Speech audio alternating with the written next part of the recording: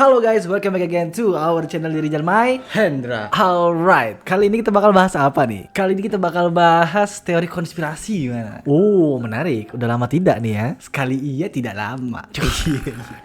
Tapi ini nih. Lu tau gak kalau ada teori konspirasi yang bilang kalau simpanse katanya punya agama? Simpanse punya agama? Iya men. Sumpah ini absurd banget teorinya. Tapi gue punya pandangan gue sendiri mengenai fenomena ini nih. Punya agama nih, punya agama.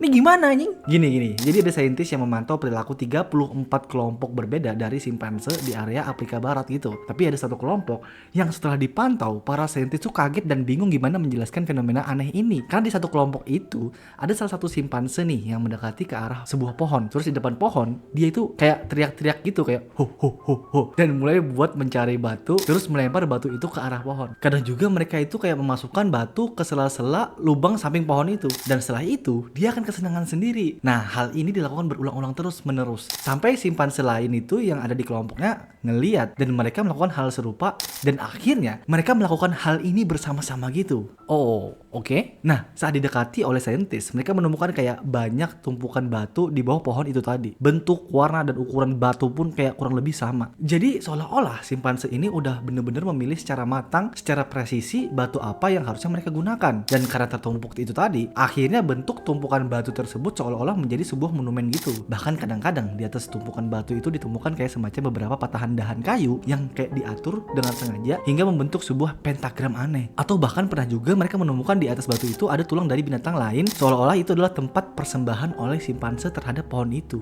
Nah, hal ini biasa disebut sebagai ritual karena aktivitas ini nggak termasuk dalam kebutuhan premier simpanse. Misalnya kayak buat makan, buat berlindung, atau semacamnya lah. Ini random aja gitu. Jadi saintis yang meneliti hal ini mengarahkan kalau aktivitas ini sebagai sebuah ritual agama dari simpanse. Nah, tapi banyak juga yang menyangkal teori ini dan menurut gue lebih masuk akal penjelasannya gitu sih. Gimana tuh? Nah, jadi menurut komen dari orang yang pernah meneliti simpanse juga bilang kalau itu sebenarnya bisa jadi banyak aspek. Pertama, bisa aja simpanse lagi melakukan komunikasi secara tidak langsung ke simpanse lain bahwa dirinya mendominasi tempat itu dan menandai wilayahnya dengan suara dan visual. Atau kemungkinan yang kedua, simpanse itu lagi mengekspresikan sesuatu untuk dirinya sendiri. Kayak kita juga, kayak manusia, misalnya kayak lagi sedih atau lagi frustasi atau bahkan lagi seneng aja kayak gitu. Karena simpanse juga adalah binatang yang menyukai hal-hal baru. Soalnya perilaku ini tidak ditemukan di semua kelompok simpanse. Artinya ini bisa jadi termasuk dalam kebudayaan simpanse nih. Karena simpanse A melakukan hal itu, terus simpanse B tertarik, mereka melakukan bersama-sama. Dan itulah bikin kayak seolah-olah lagi melakukan ritual. Padahal ya karena kepo aja, pas udah dicobain ternyata seru juga gitu. Jadi ini nih sebagai kayak perilaku yang diturunkan dari turun-temurun oleh kelompok ke anak-anaknya. Oh, jadi belum tentu maknanya berarti mereka itu punya agama. Belum tentu. Masih banyak penjelasan-penjelasan lain yang sebenarnya juga masuk akal gitu. Iya. Tapi aneh sih ya. Aneh. Makanya sampai sekarang juga sebenarnya masih diperdebatkan nih mengenai hal itu tuh sebenarnya itu apa gitu. Oke, gue lagi. Gue juga punya teori yang mind blowing banget nih. Gimana tuh? Ini agak dark sih. Gimana kalau sebenarnya Snow White itu nggak pernah bangun dari tidur panjangnya? Maksudnya? Nah, jadi kan ceritanya Snow White itu memakan apel yang diberi racun kan. Terus dia berbaring dan mati, terus dikelilingi oleh para kurcaci dan mereka membiarkan Snow White itu rebahan. Nah, di pertengahan momen itu ada tulisan yang muncul yang kira-kira artinya kayak gini. Dia sangat cantik bahkan saat mati dan membuat para kurcaci tidak tega buat menguburkannya. Itu berarti dia udah mati kan? Nggak bergerak, nggak napas. Abis itu datang pangeran yang menciumnya dan membuatnya kembali hidup nih. Iya. Nah, tapi gimana kalau sebenarnya dia nggak kembali hidup? Kayak mati gitu? Iya, karena kelanjutan ceritanya malah memanifestasikan seolah-olah dia itu nggak kembali hidup. Jadi setelah pangeran menciumnya, mengangkatnya ke atas kuda putih, dan pangeran membawanya ke sebuah istana yang tinggi sampai lebih dari awan kan. Tapi gimana kalau kita ubah jadi seorang malaikat baik yang mengangkatnya ke atas kuda putih? Lu tau nggak kuda putih itu disimbolkan sebagai apa? Dalam beberapa konteks budaya dan mitologi, kuda putih adalah simbol dari kematian. Nah, jadi malaikat membawa orang yang sudah mati mengantarkan ke istana di atas awan alias surga. Jadi sebenarnya Snow White itu nggak pernah hidup kembali, men. Wih, dark sih ini ya. Dark banget coy. Tapi ini matinya in a good way ya kayaknya. Iya sih ya, tapi kayak yang jemput baik-baik aja gitu. Iya, betul. Oke, lanjut. Gue lagi nih. Ada yang lagi hangat-hangatnya baru-baru ini. Lu tau nggak kalau piramid yang kita lihat selama ini di Mesir bukan hanya sekedar monumen biasa, tapi juga menjadi alat untuk menyerap energi bumi.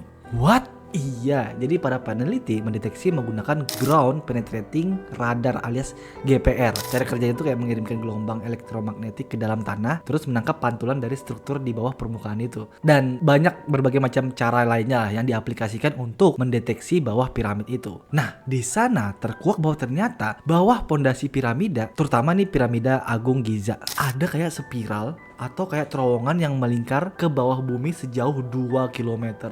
Nah, struktur ini bukan terjadi secara alami, melainkan dibentuk dengan presisi geometris, mirip spiral Fibonacci atau kayak spiral DNA itu.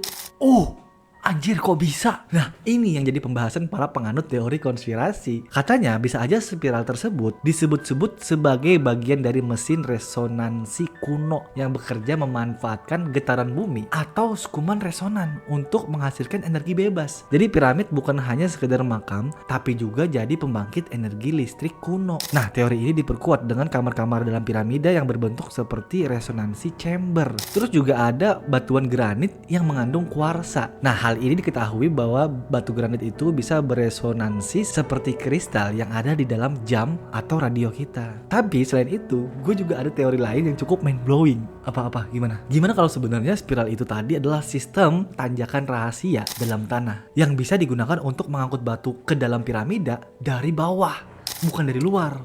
Oh iya, bisa juga ya. Banyak banget men teorinya. Bisa juga katanya spiral ini adalah bagian dari sistem teknologi canggih yang dibuat alien. Karena nggak masuk akal kan manusia zaman itu membuat hal kayak gitu, apalagi sedalam 2 km man, secara presisi lagi. Bisa aja spiral itu jadi alat buat gravitasi, mungkin sistem pendingin, atau bahkan kayak jalur antar dimensi. Wah, liar sih ini. Iya, karena ini terlalu fresh banget bro, belum banyak orang yang meneliti hal ini. Gokil anjir. Serius. Lu lagi deh. Oke, ada nih. Lu pernah dengar Bruno Mars teori nggak? Belum, gimana tuh? Bruno Mars pernah nyanyi di Las Vegas dari panggung ke panggung karena dia berhutang sama salah satu kasino beratus-ratus ribu dolar karena adiksi buruknya tentang perjudian waktu dia di Las Vegas, yaitu main poker. Serius. Nah, jadi teorinya adalah menyangkut ke penyanyi lain juga nih yang sangat terkenal bahkan menjadi legenda. Tapi antara dua penyanyi ini mereka sangat berhubungan dengan apa yang terjadi kepada Bruno Mars. Siapa? Elvis Presley.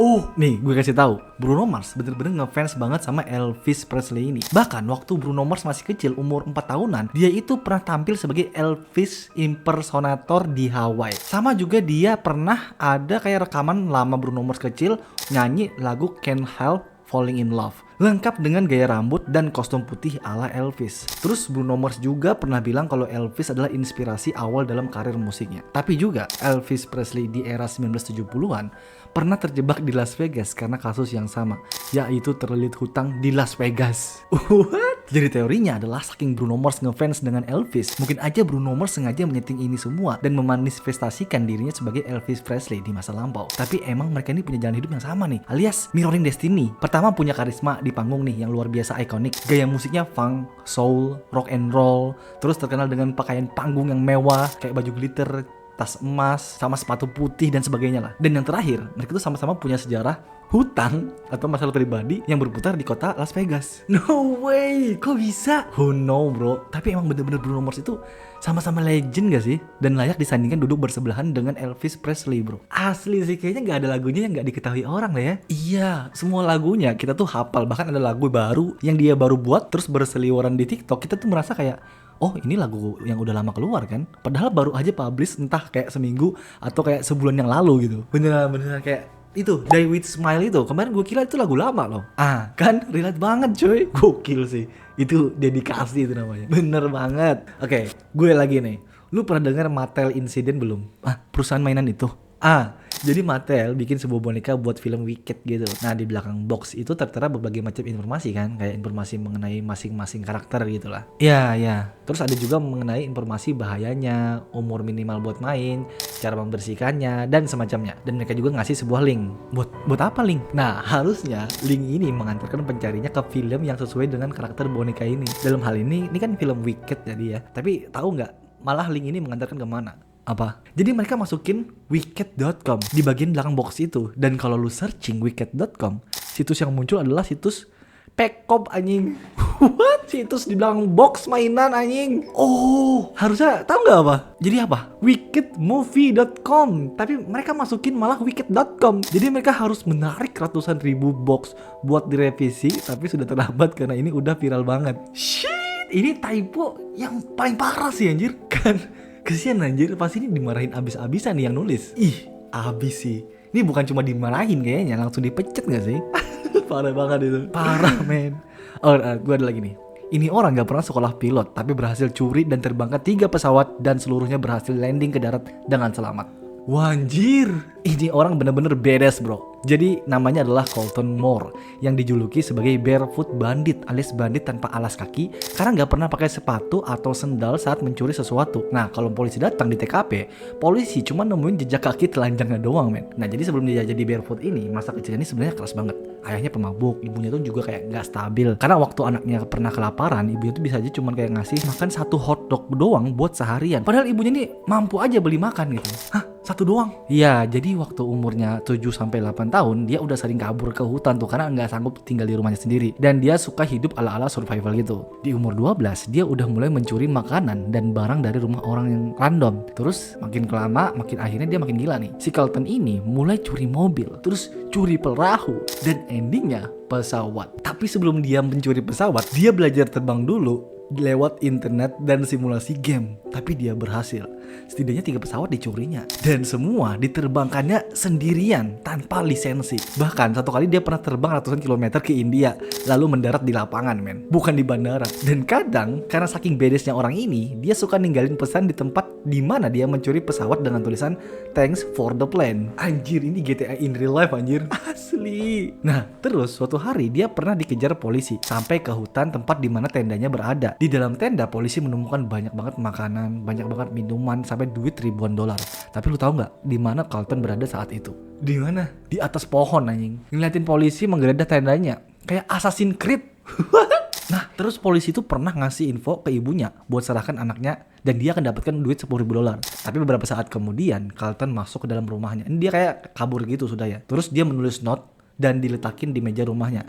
Terus keluar dari rumah itu. Tulisannya adalah, "Mah, kayaknya polisi pengen mainin beberapa game. Ini waktunya perang." Gila, Talk Life amat anjir. Nggak ngotak men. Ini orang sumpah nih. Ini pantas mendapatkan predikat gundul terbarbar di bumi. Asli. Terus akhirnya dia ketangkap di tahun 2010. Dia kabur dari pulau ke pulau pakai speedboat pencuriannya nih. Sampai akhirnya di sebuah pelabuhan kecil dia dikepung dan ditangkap di umur 19 tahun. Terus dia dipenjara selama 7 tahun. Tapi jutaan orang di Amerika justru terinspirasi sama apa yang dilakukan. Ya pikir mereka dia itu bukan penjahat sadis, cuma anak yatim piatu yang mencoba bertahan hidup dengan caranya sendiri. Nah tapi sekarang dia udah bebas dan katanya dia punya niat buat pengen sekolah serius dan jadi pilot sungguhan. Oh, happy ending ya. Happy. Tapi juga sebelumnya, karena by the way 3 pesawat yang dicurinya itu ternyata hancur semua men. Walau berhasil mendarat nih. Oh, jadi berhasil mendarat doang ya. Hancur. Tapi ya dianya gak apa-apa. Gokil. Kira-kira cukup lah ya. Iya. Oke, boleh sih ya. Like aja kalau kalian suka, dislike aja kalau nggak suka. Tapi like dan dislike harus sama-sama subscribe. See you in the next video and goodbye.